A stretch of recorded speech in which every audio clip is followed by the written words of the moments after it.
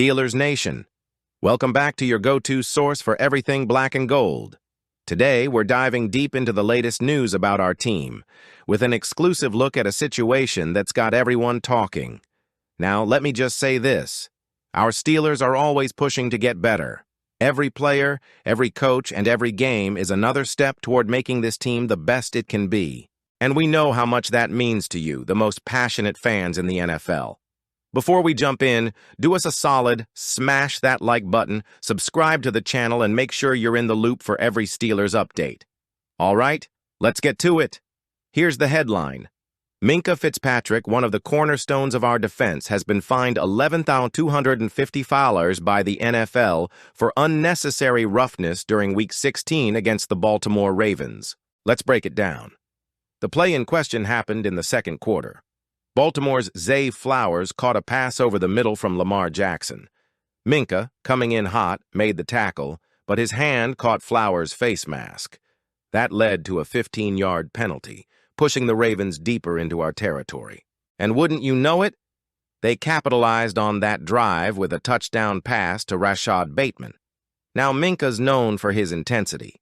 That's part of what makes him one of the league's best safeties. But this isn't the first time he's faced a fine this season. Back in Week 11, also against the Ravens, he was penalized for a late hit. This latest fine raises questions. Is the NFL cracking down harder on physical play, or are the Steelers being unfairly targeted? Let's talk trends, Steelers Nation. Since our Week 8 win over the Giants, the Steelers haven't gone a single week without a player being fined. That's right, not a single week.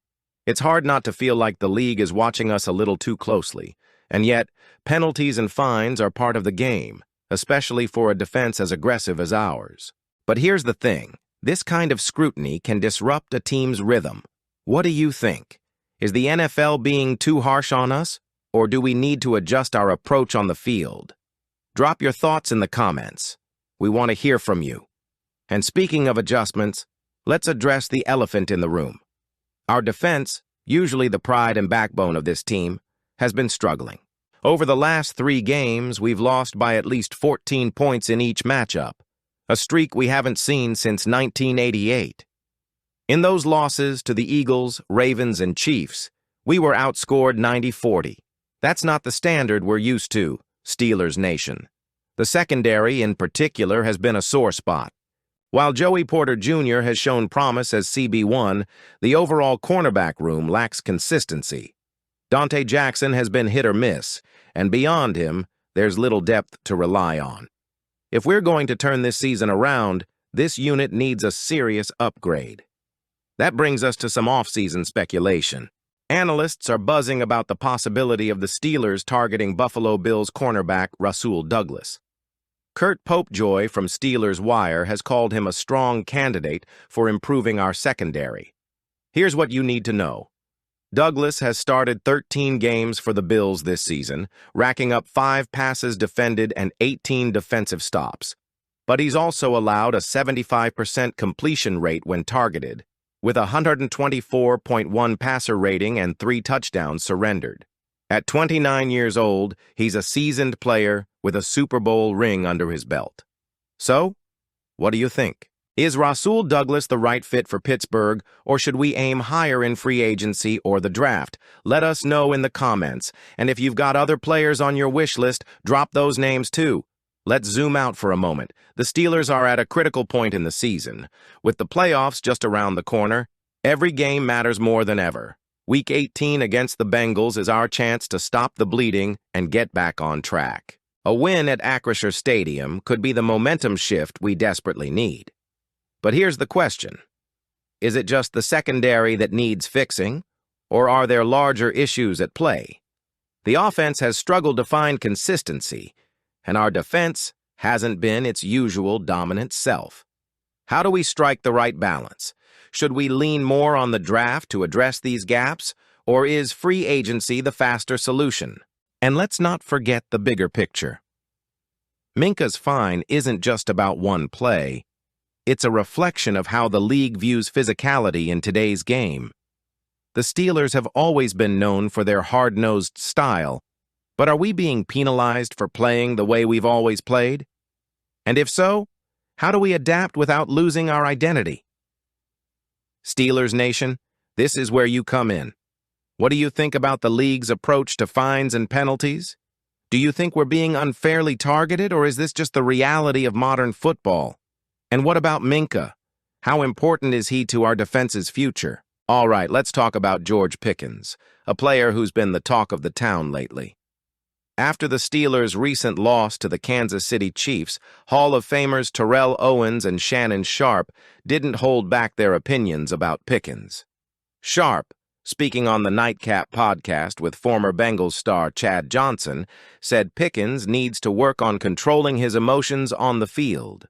Sharpe explained, "Every play he doesn't get the ball, it's like, oh my goodness, oh Lord, have mercy. He's an incredible talent, but if he could channel that energy, he could realize just how special he is." Steelers Nation, do you agree with Sharpe? Let us know in the comments below. But it's not just about Pickens' emotions. Chad Johnson chimed in with his own perspective, suggesting that the Steelers are misusing Pickens. Johnson said, "Move him around, let him touch the ball early. He's a playmaker, but they're not using him to his full potential." And he's not wrong, Steelers Nation. Pickens has the ability to do what stars like T. Higgins and Jamar Chase do. Imagine if we maximized his potential. How different would this offense look? When you think about the Steelers' rich history of standout receivers, players like Hines Ward and Antonio Brown come to mind. Both thrived under systems that highlighted their strengths. Pickens has the tools to join those ranks, but the play calling needs to reflect that. It's not just about his big play potential, it's about consistency and trust. Do you think the coaching staff needs to change how they're using Pickens? Share your thoughts below. Now, let's address the elephant in the room. The Steelers have lost 3 straight games by at least 14 points, the first time that's happened since 1988. In those losses to the Eagles, Ravens, and Chiefs, we were outscored 90-40. It's clear that both sides of the ball need improvement, and fast, with the playoffs right around the corner. This slump has highlighted glaring issues not just in the offense but across the board. The defense, usually the backbone of this team, has struggled to contain opponents, and the offense hasn't been able to keep up. These are uncharacteristic traits for the Steelers, a team known for resilience and grit. And here's where things get interesting. After the Chiefs game, Pickens was seen shaking hands with Patrick Mahomes and Travis Kelce. While it might seem like a simple show of respect, some have speculated that it could mean Pickens is frustrated and maybe even considering his future elsewhere. Mike Florio from NBC's NFL coverage even suggested Pickens might be envisioning himself in a more pass-heavy offense. Steelers Nation, how do you feel about this? Is there any truth to the rumors, or is it all just noise? Let's also consider Pickens' potential role in turning things around. The chemistry between Pickens and our quarterbacks needs to be stronger. Whether it's finding ways to integrate him more into the game plan or building a deeper connection, the solutions could be pivotal as we head into the postseason. This raises an important question. How do the Steelers keep George Pickens happy while also maximizing his talent? With 3 seasons under his belt, he'll soon be eligible for a second contract. The Steelers need to show they're committed to building a strong offensive game plan that leverages his abilities. There's no doubt that Pickens has the skills to be a cornerstone of this franchise. But for that to happen, the team needs to address its offensive philosophy. Are we doing enough to adapt to modern NFL trends? Are we putting our players in the best position to succeed? And let's not forget, this isn't the first time we've seen tensions with a star receiver. Mike Tomlin has a history of managing strong personalities, but is this situation different? What's the best way to ensure Pickens stays with the Steelers and thrives in Pittsburgh? Steelers Nation, we're all in this together. The ups, the downs, the controversies, they're all part of what makes this team and this community so special. Now it's your turn to weigh in. What's your take on Minkas Fine? Are the rumors about Rasul Douglas exciting or underwhelming? And most importantly, what changes do you want to see as we head into Week 18 and beyond? Let's get the conversation going in the comments. Your passion and insights are what keep this community thriving. And don't forget, Like this video, subscribe to the channel, and share it with your fellow Steelers fans. Together, we'll keep riding through every high and low. Until next time, stay strong, stay proud, and as always, go Steelers!